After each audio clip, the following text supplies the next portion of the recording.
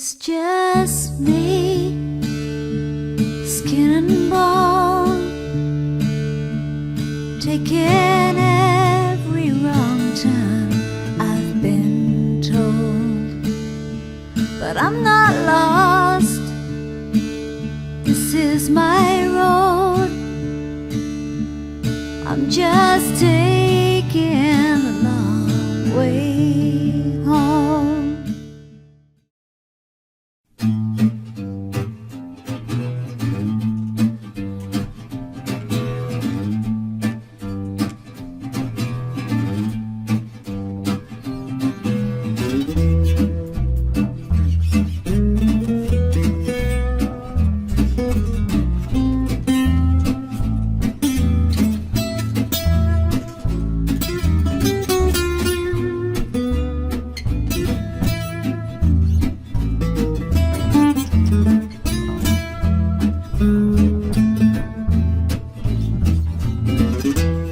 So we've got an action-packed day today, and we're at the Landry Castle and Gardens. So Geoff is going to walk Flynn in the gardens. We can't take Flynn into the actual castle, so that's okay. I'm going to do that. We're going to explore the gardens. Then after that, we have another stop and another stop after that. So I'm looking forward to showing you around the castle. Let's explore and see what there is to find.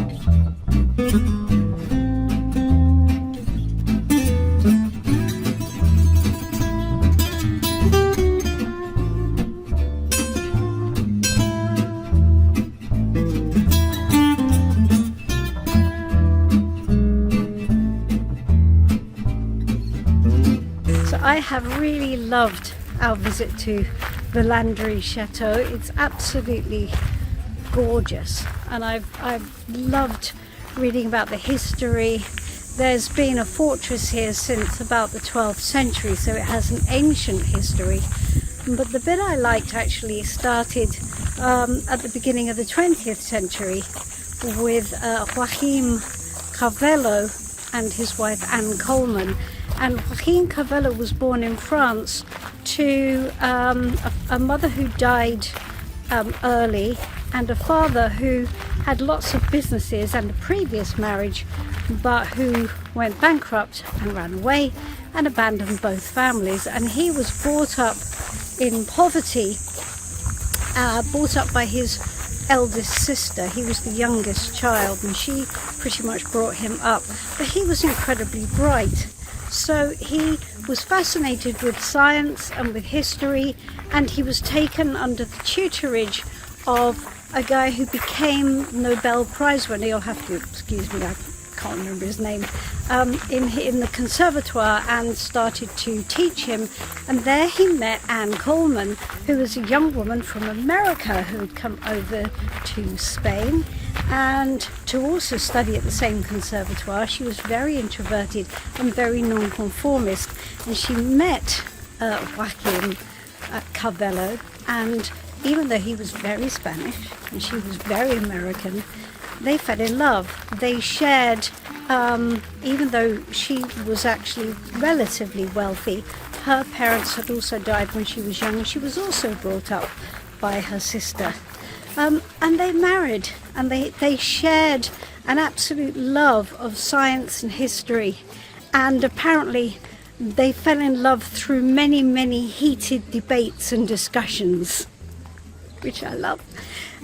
They got married. She wanted to study in Paris, so they came to France and they bought the Landry Castle, and they lived here. They made a home, and they undertook a massive renovation project to restore it to its former glory and restore many of the original features that had been changed or ripped out or covered up by previous owners. And I love that story. I think that's rather wonderful, and what we see today in the castle is the effects of their work. So I hope you've enjoyed my little tour of the castle. I've loved visiting this. We've got an action-packed day. We're off for a small beer and a crepe, and then we're on to our next stop. We've got 3 stops. This is our last week, so we're making the most of it, and we look forward to seeing you. I've really enjoyed the castle. Geoff was struggling with the heat, so he really enjoyed sitting by the lake with Flynn, watching the swans and just enjoying the cool. So we will be seeing you soon, so hang on in there. We've got lots to do today.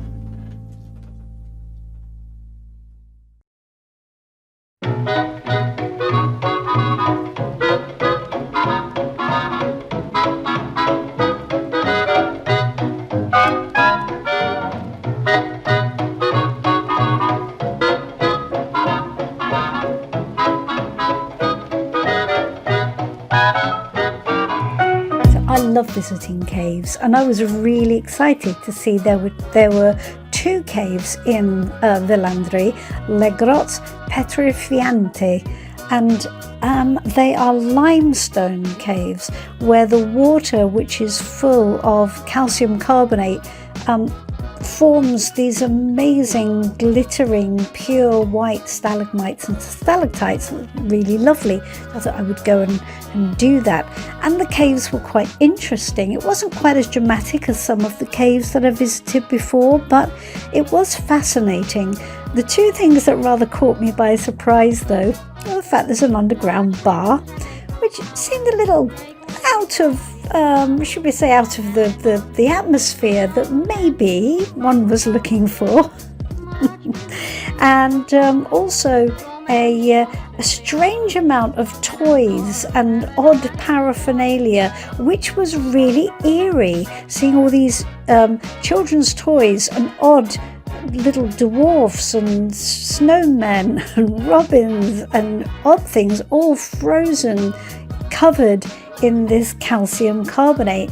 And I have to admit, I was very confused about why, until of course we went into the gift shop And it turns out that the items get covered so quickly in this that they can actually sort of harvest them and you can buy them in the gift shop. So that solved that problem. So it was very interesting. It was deliciously cool in there.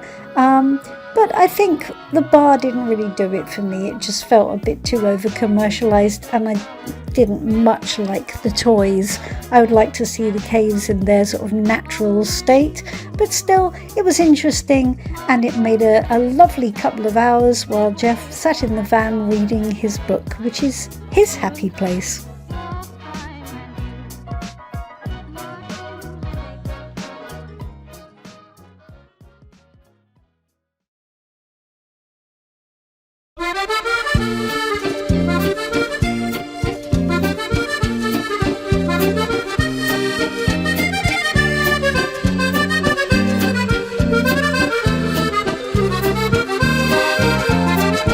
So we wrapped up our 3-location day in Chinon. And Chinon is the most amazing medieval town, and it's so beautiful. We visited Chinon briefly about 5 years ago and came back, and we really enjoyed it. Now, we were going to have dinner in Chinon, that was our plan, but actually we decided that we were quite tired after all our running about. Well, I was anyway, and so it would be nice to just come back to Villandry and have some dinner, and so then we could walk back to the van. But we really enjoyed it. If you're in the area, Chinon is the most gorgeous medieval town right on the river with the prettiest Roman bridge. And it just is gorgeous. It's very it has that frozen in time thing that the best French small towns and villages sometimes have when they have really ancient buildings. Very, very atmospheric. The ancient wood with all its character is I just find it incredible to look at. So anyway, enjoyed that, and back to the van, and then tomorrow we're off along the Seine to somewhere else entirely.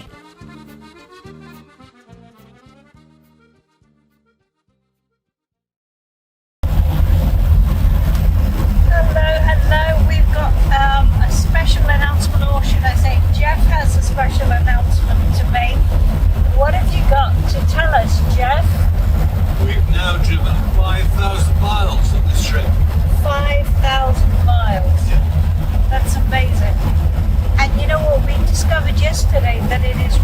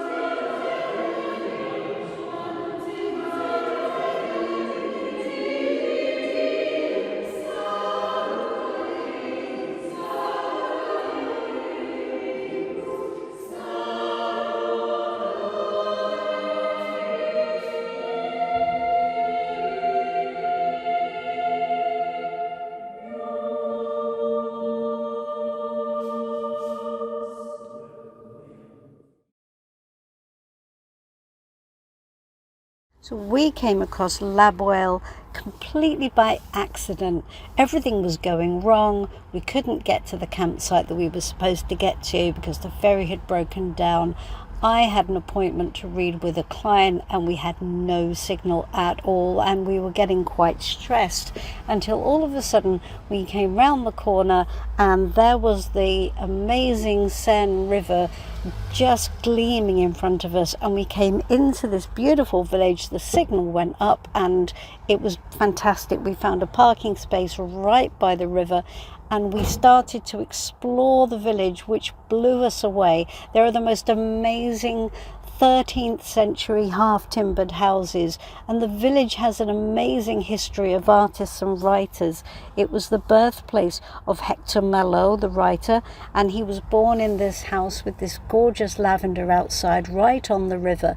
And his anecdote is that when he was one, a yacht came out of the river and smashed into the front of the house, breaking into his bedroom.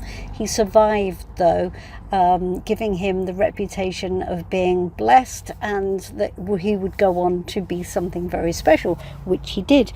The village has also attracted the likes of Gauguin, Alfred Sisley, Albert Le Bourg and William Turner. They have all painted there, and there are art galleries and exhibitions in the village all the time. It's beautiful. We had a lovely dinner in a quintessentially French family restaurant with a mother and daughter and a father who cooked, and it was just lovely. They were so friendly and we loved it, and it was an absolute blessing to have found our way there. We were so happy. So I'm really happy to be able to share that with you.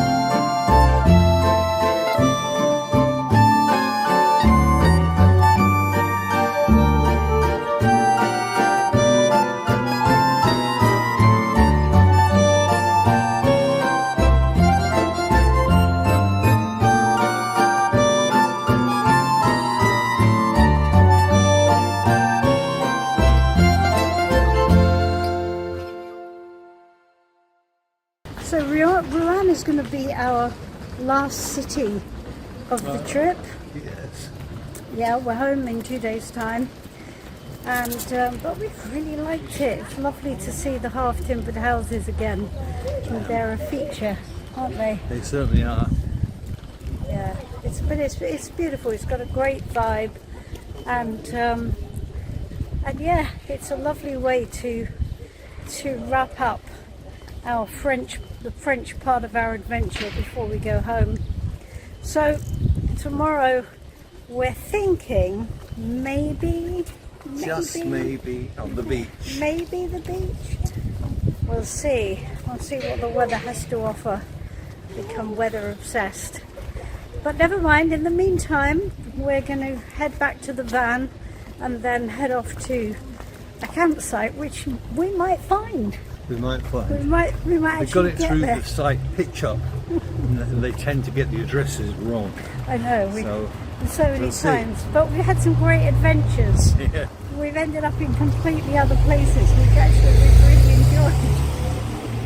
So, awesome. Okay, well, we're going to head back now. We had a nice lunch. I had quiche, and Geoff had apple crumble pie For breakfast for and breakfast. lunch. So we're making the most of our last few days. So there we go. So we shall see you tomorrow.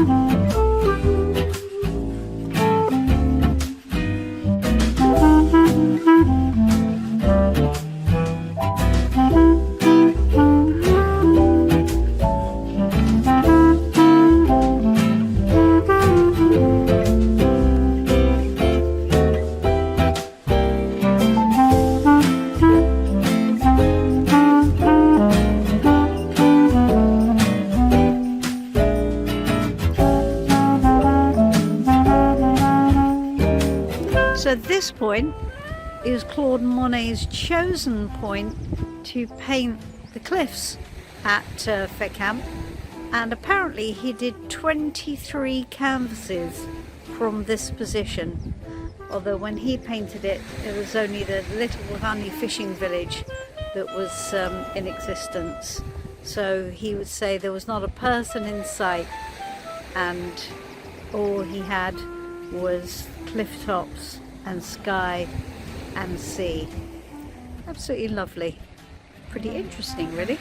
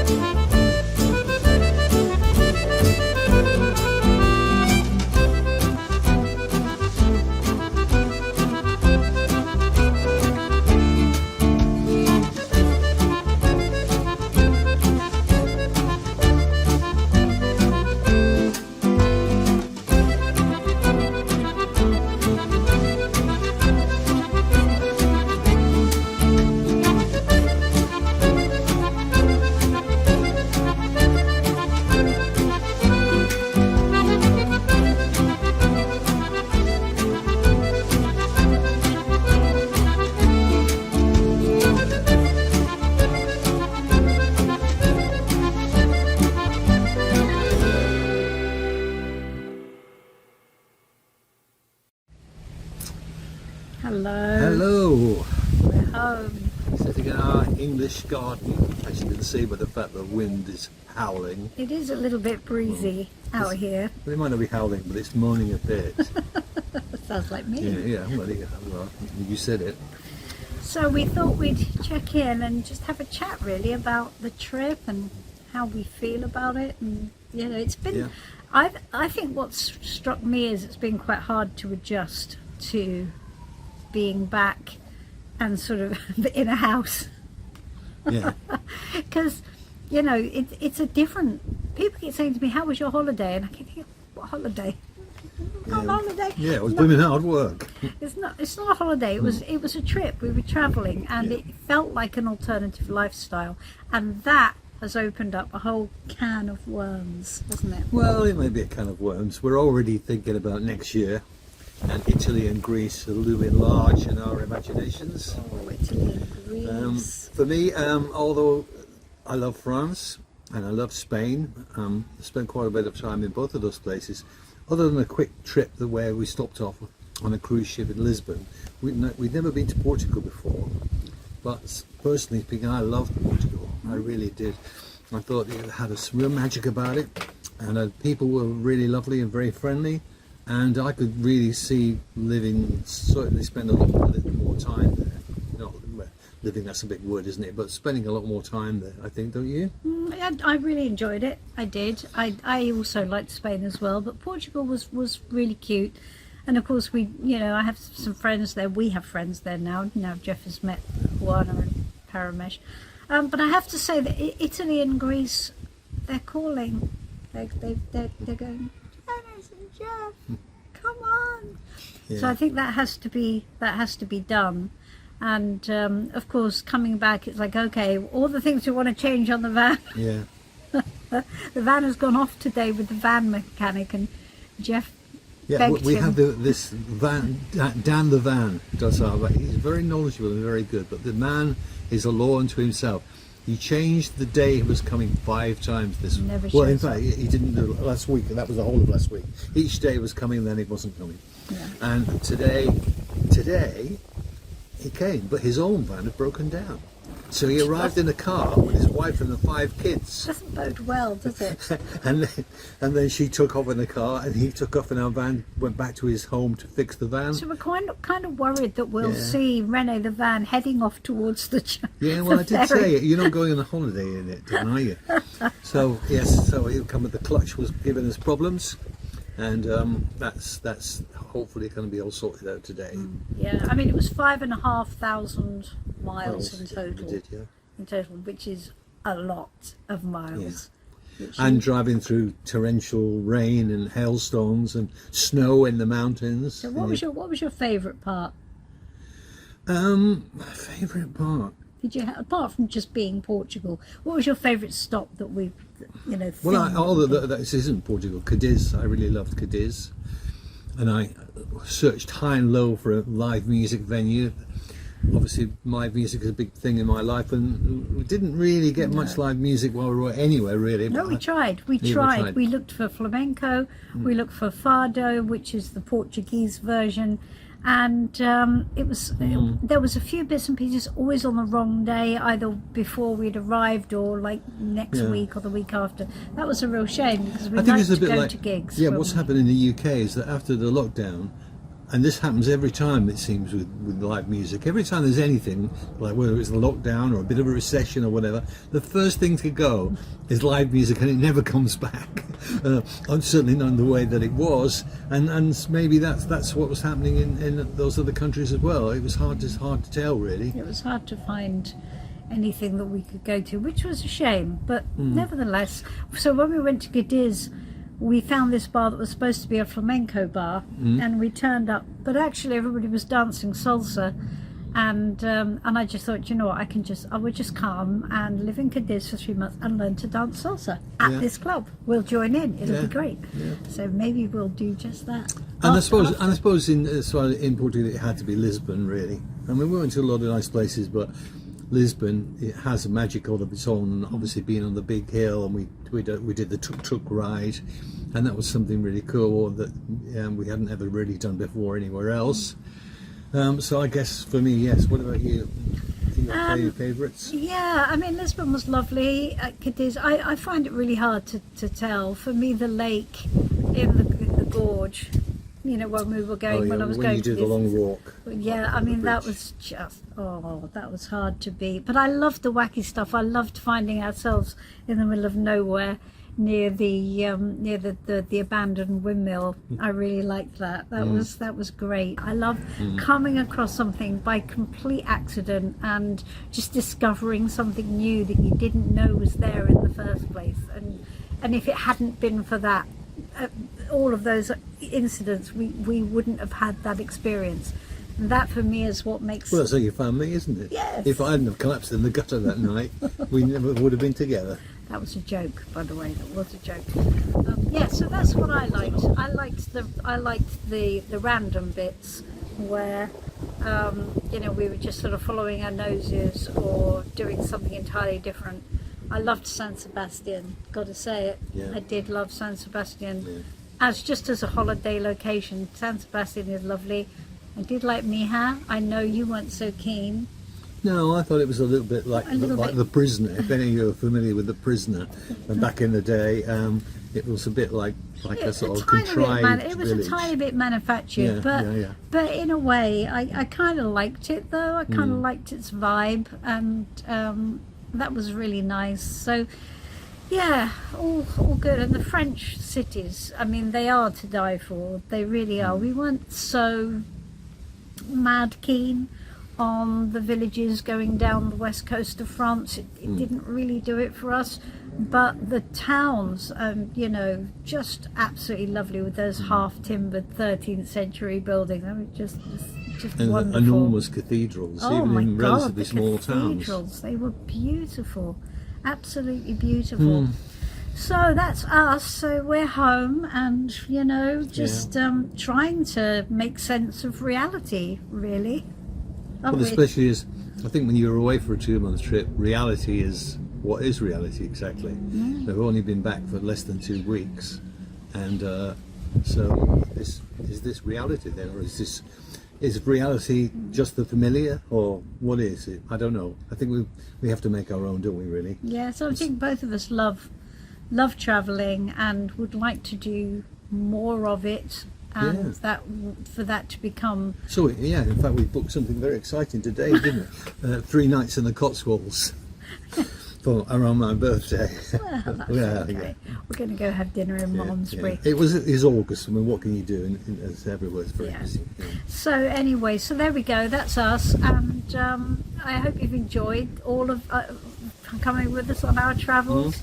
We've been rabbiting a little bit here. And maybe with encouraging people who think maybe they can't do this. Well, you can. I have to admit, Janis is a lot more bold than me. I tend to worry more about stuff, but we did it, and I'd say, yeah, go and do it. Get yourself a van or whatever mode of transport suits, and travel if you can. We're obviously lucky that we're self-employed, but you know, there are ways. There's always ways. Yeah. Exactly. As I always tell my kids, nothing is unsolvable. So we'll see you soon, guys. We'll keep you checked in on what we're doing, and I've got some exciting plans for the YouTube channel. I will unveil very soon, but trust me, nothing's stopping. No. So we'll see you soon. Bye now. Bye-bye. Bye-bye. How very simple life would be if only there were 2 of me. A restless me to drift and roam, a quiet me to stay at home, a searching one to find his fill of varied skies and new-found thrill, while sane and homely things are done by the domestic other one. And that's just where the trouble lies. There is a restless me that cries for chancy risks and changing scene, for Arctic blue and tropic green, for deserts with their mystic spell, for lusty fun and raising hell. But shackled to that restless me, my other self, rebelliously, resists the frantic urge to move and seeks the old familiar groove that habits make. It finds content with hearth and home, dear prison meant, with candlelight and well-loved books and treasured loot in dusty nooks, with puttering and garden things and dreaming while a cricket sings. But all the while the restless one insists on more exciting fun. It wants to go with every tide, no matter where, just for the ride. Like yowling cats the two selves brawl, until I have no peace at all. One eye turns to the forward track, the other eye looks sadly back. I'm getting wall-eyed from the strain. It's tough to have an idle brain.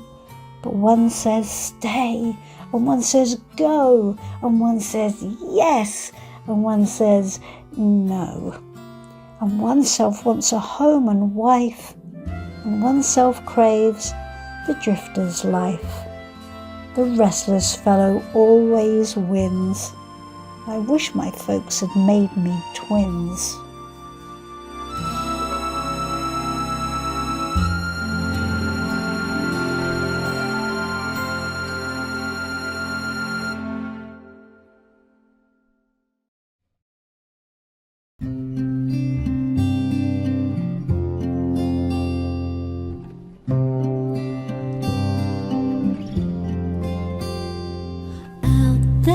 Chasing rainbows, jumping over hedges, flying like a sparrow through the rain.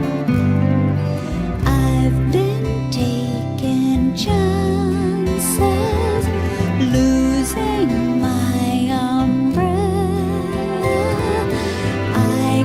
Grant your wishes 1 to 10. Just say when. Just say when. Just say